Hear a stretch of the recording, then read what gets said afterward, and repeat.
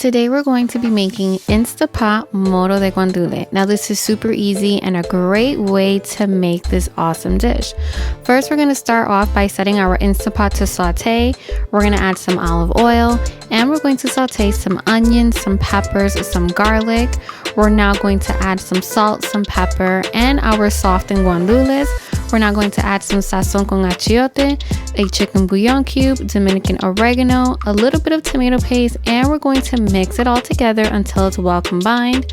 Now we're going to add some pre-washed long grain white rice, mix that together, and we're also going to add some water.